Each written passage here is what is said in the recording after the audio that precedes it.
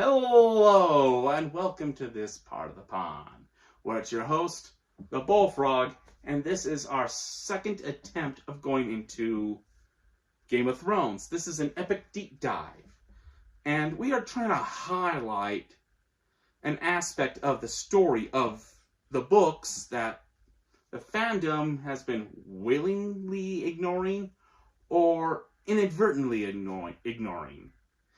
And that is the House Freys.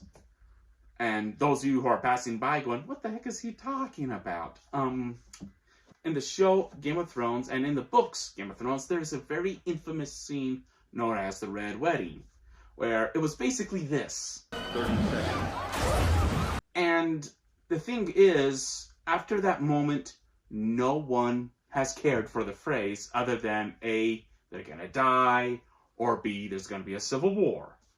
And don't trust the show. Because A, the show got farther than from the books, but also the show really was biased. And you see it in the House of the Dragon. They both portray the Freys in a biased view. Because in the books, royal houses and people who have power look down on this family. And everyone thinks of them as upstarts. And they didn't do well. They don't deserve what they are, the power that they have. Why do we need you? And the show took that bias. I mean, here's a clip. When does old Walter give us 2 feasts in a single fortnight? You see that these characters look kind of disgusting. But in the books, mind you, they are considered the richest family in their region. The richest. Does that look anything wealthy? No. They kind of supposed to, well, how more like this look? Yeah, original art by me. That's the issue. There's a lot of bias against this family that George Martin has written, to the point where people are neglecting clues and patterns and themes. And it feels like, well, someone needs to highlight on them. Looking at all the various channels that like to go into Game of Thrones and do deep dives and all of this great stuff, they dabble with the phrase, but it always comes to the same thing. They're gonna die in the end, or we don't like them. It's a very biased view. Nobody likes you. There are some that are for the defense of the phrase, but they're not going into, well, the deeper stuff that George has written, the patterns, and this tapestry that he has made. No one's really seen it. So, by the fact of Nanoot pointing out one little thing on a map that has put me down this rabbit hole, I'm going to take all you with me and enjoy the hectic information I have put myself through, and I'm going to put you through. In order to communicate better, why tell when we can show? And I feel like the best way to show all the evidence that what George is doing and what I'm trying to say, there's a big tapestry of information about the phrase. Look at this. I think we should start with, well, the very beginning. Not the beginning of the books, but more like the beginning of how this family grew to power. And you're going to see this through the books. All of them. I'm talking about the 2 different world books, the book Fire and Blood, the Dunk and Egg novella, and A Song of Ice and Fire. It requires everything and everything. It's not just A Song of Ice and Fire. It's all of it. And I feel like this episode that we are on right now, doing the introduction, we should also take the easiest and quickest part and just skip it. Not skip as in we'll miss it. No, we'll just hop right in, go through it, and bing bada bing bada boom. That'll be the end of this episode. And that is how the phrase rose to power. You see it in two different books. The World Book of A Song of Ice and Fire and Game of Thrones. They had risen to prominence some 600 years ago, their line originating from a petty lord who raised a rickety wooden bridge across the narrowest part of the Green Fork. But as their wealth and influence grew, so did the crossing. Soon the castle grew from a single tower that overlooked the bridge to two formidable towers that bracketed the river between them. These two keeps, now called the Twins, are amongst the strongest in the realm. The Green Fork ran swift and deep here, but the Freys have spanned it for many centuries past, and grown rich off the men paid them to cross. The bridge was a massive arch of smooth gray rock, wide enough for two wagons to pass abreast. The water tower rose in the center of the span, commanding both road and river with its arrow slits, murder holes, and portcullises. It had taken the Freys 3 generations to complete their bridge. When they were done, they'd thrown up a stout timber keeps on either bank, so no one might cross without their leave. The timber had long since given way to stone.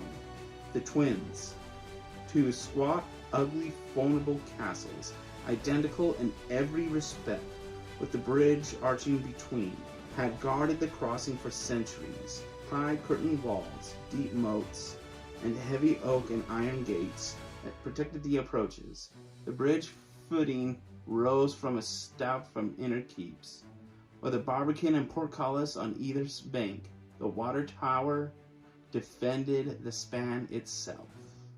Okay, this is what I find interesting about this, what George has shown us right now, just the beginning. It shows that the family works a different game. Out of all the lords throughout the fictional world of Westeros, it's all by blood. While the Freys, they earned everything. They built that bridge, and that took, well, generations. In Game of Thrones, it said it took 3 generations. Why is highlighting this information important or unique? Well, it says the Freys play a different game entirely. Throughout Westeros and the history books and the Fire and Blood, when they talk about the origin of many of these families, they all have conquest on them. The only character that's close to what they have achieved in these 2 passages is Lan the Clever, and how he tricked the Casterlys of Casterly Raw. And you see many different interpretations from the World Book, the World of Ice and Fire. That's the only one close to them, because they actually built everything they'd done. And it was not through conquest, it was through economy. And it shows it was a long game of economy. Going from a rickety bridge to suddenly it's made out of stone, to suddenly it is these 2 keeps, ugly to look at, but beautiful in their fortifications. It says it right here. They're one of the best castles made in all of Westeros. It's very interesting. And what's even more interesting is the word twins. Why? Well, as we go throughout the rest of this analysis of the Freys in Game of Thrones, we'll be having this in the corner. Anytime you hear 2, or twins, but mainly the number 2, we'll put a counter there. And we're going to highlight a certain theme, that the Freys are just like everyone else. When it comes to the Lannisters, the Targaryens, and the Starks, they all have a theme with them. But unlike everyone else, the Freys, their theme isn't really out loud with a saying. We are the wolves, or we are the lions, or we are a dragon with 3 heads. The twins don't really have a symbolic saying like that. But George has it written out for us, plain as day. And he continually highlights on this. And we're going to show you that with that counter. and maybe have some fun with this theme that he has with them. And speaking of themes, you don't see it as much in the World Book, but you'll notice it more in A Song of Ice and Fire, the whole book series. But the World Book does touch on this one subject, and that is the appendix. Because in the appendix of the book series, all it is just showing you the family history, right? Nothing special. I thought nothing of it, but when you go into the Freys and everyone that surrounds them, you notice a lot of patterns. And it's in the appendix. And this book in particular, the World Book, you have the artist's rendition of the twins. Why is this something to point at?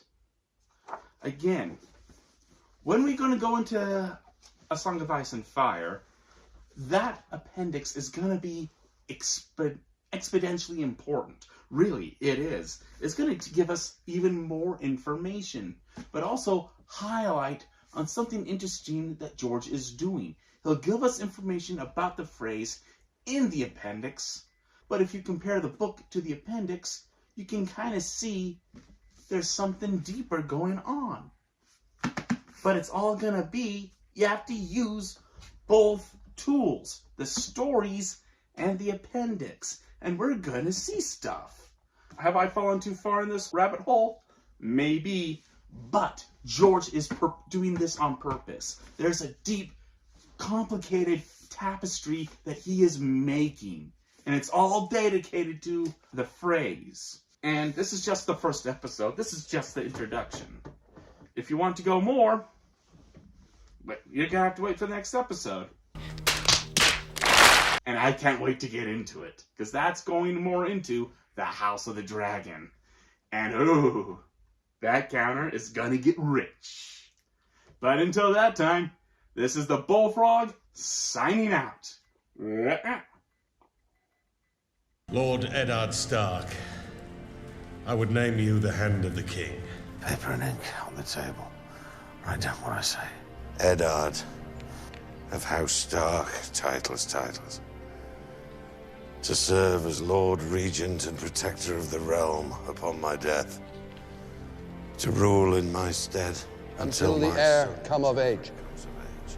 May I see that letter, Sir Barristan?